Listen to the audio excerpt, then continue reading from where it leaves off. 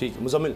मलिक साहब, इस पर ये बताइएगा कि इस सारी सूरत हाल में एडवांटेज किसको होता दिखाई दे रहा है, क्योंकि पीपल्स पार्टी जो थी वो कहा जा रहा था बड़ी ईगर है कि जल्द अज जल्द इलेक्शन अगर हो भी जाते हैं तो उनके पास लूज़ करने के लिए कुछ नहीं है, लेकिन दूसरी जानिब नून लीग जो नवाज़ शरीफ साहब की वापसी का इंतज़ार कर रही है उनको कुछ ब्रीदिंग स्पेस मिलेगी, या फिर जिस तरह से नून लीग ब्लेम करती है PTI को कि उनकी वजह से मरदमशुमारी में डिले आया है और ये किए बगैर इलेक्शन में जाना मुनासिब नहीं था, तो इसमें से कौन सा आर्गूमेंट ठीक लगता है आपको? मुझे लगता है कि पीपल्स पार्टी, आपने दुरुस्त कहा कि पीपल्स पार्टी अपने आप को समझती है कि वो सिंध के अंदर मजबूत हैं और सिंध के अंदर अकेले वो मैदान के अंदर है, उनके खिलाफ कोई बड़ी सियासी जमात वजूद नहीं रखती।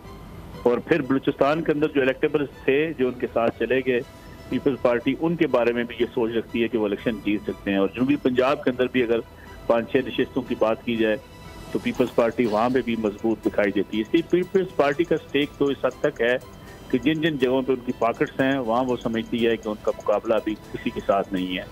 ये बात भी आपकी दुरुस्त है कि असल मुकाबला PMLN को पंजाब के अंदर है, पंजाब ही उनका होम ग्राउंड है।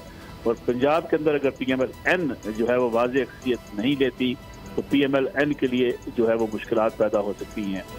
अगर देखा जाए मौजूदा सूरत हाल को तो जिस तरीके से तहरीक इंसाफ जो इस वक्त पंजाब के अंदर PMLN को एक टफ टाइम देने के बाद उनसे कदरे आगे जा चुकी थी, अब 9 मई के वाकयात के बाद PTI जो है वो बड़ी डिफेंसिव दिखाई देती है।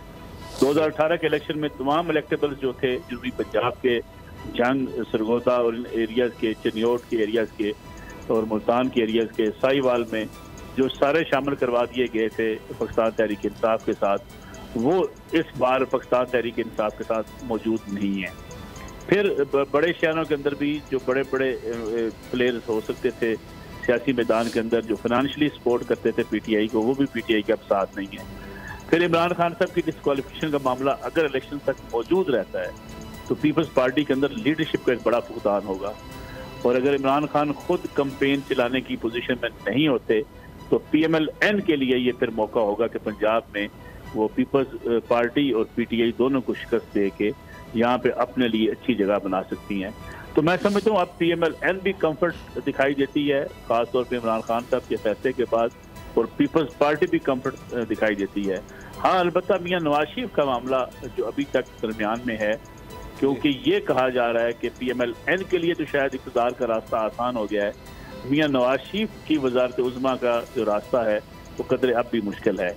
क्योंकि अगर मियां नवाज शरीफ वापस आते हैं तो उन्हें अदालतों से रिलीफ में लेना पड़ेगा, बाद अदालतों में जाना पड़ेगा। अगरचे PMLN एक कानूनी नुकता उठाती है कि उनकी 5 साल की सजा मुकम्मल हो चुकी है, लेकिन मुकम्मल फैसले को सेटिस्फाइड करना पड़ेगा। लेकिन तो उस वक्त तक राना सनाउल्लाह तो कह चुके हैं कि गारंटी मिल चुकी है और 0% हो चुका है, उनके लिए कोई भी किसी तरह का खतरा कुछ भी नहीं है, तो हर तरह की गारंटी तो मौजूद है। मेरे ख्याल में पाकिस्तान में जीरो रिस्क कहना जो है वो बड़ा मुश्किल एक चीज़ है। जीरो रिस्क किसी भी सियासतदान के हवाले से नहीं कहा जा सकता। अगर आप 6 माह पहले चले जाएं तो इमरान खान साहब के बारे में कुछ सोच भी नहीं सकता था कि इमरान खान साहब को जो है वो डिस्क्वालीफाई हो जाएंगी या कुछ सजा हो जाएगी या इस किस्म के मुकदमात में वो फंसेंगे, क्योंकि पूरी पार्टी जो है वो इस कदर दबाव का शिकार हो जाएगी। अगरचे इक़्तिदार से निकलने के बाद इमरान खान के लिए रास्ते काफ़ी हद तक बंद हो चुके थे, लेकिन 9 मई की वाक़यात ने पाकिस्तान की सियासत को बदल कर रख दिया। तो मैं समझता हूँ कि राना सनाउल्लाह साहब समझते हैं कि उनके लिए अब कोई भी खतरा नहीं है मियां नवाज शरीफ के लिए, लेकिन अगेन ये एक बड़ा पेचीदा मसला है। उनकी पेंडिंग्स हैं इस्लामाबाद में पिटिशन जो है उनके हवाले से भी उनकी बरीयत होना है। फिर अगर उसके खिलाफ जो है मामलात आगे बढ़ते हैं, जैसे मैंने पहले अर्ज किया कि शायद जो पिछले दिनों को माहौल है वो हमें कुछ अलार्मिंग सिचुएशन ये भी दिखाता है कि मियां शहबाज शरीफ साहब के लिए तो शायद इक़्तिदार में आना आसान है, मियां नवाज शरीफ के लिए अभी भी मुश्किल है। क्योंकि मियां नवाज शरीफ ये समझते हैं कि अगर इंतखाबात होते हैं, अगर कोई नई इत्तेहादी हुकूमत बनती है, उसमें PMLN लीडिंग पोजीशन में होती है, फिर वज़ारत उज़्मा जो है वो मियां नवाज शरीफ के पास होनी चाहिए। ये फैसला मुझे अभी तक डाउटफुल दिखाई देता है कि PMLN इक़्तिदार में आ सकती है, क्या मियां नवाज शरीफ इक़्तिदार में आ सकते हैं, ये बड़ा कबल वक्त है। सही।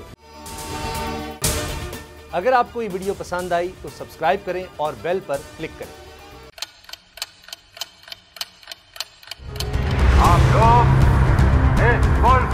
पाकिस्तान में आजाद है।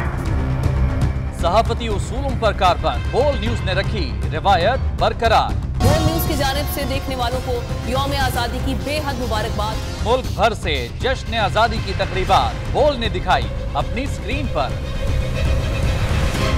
पाकिस्तान के 76वें यौम आजादी का जश्न बोल ने सुनाई पाकिस्तान जिंदाबाद के नारों की गूंज।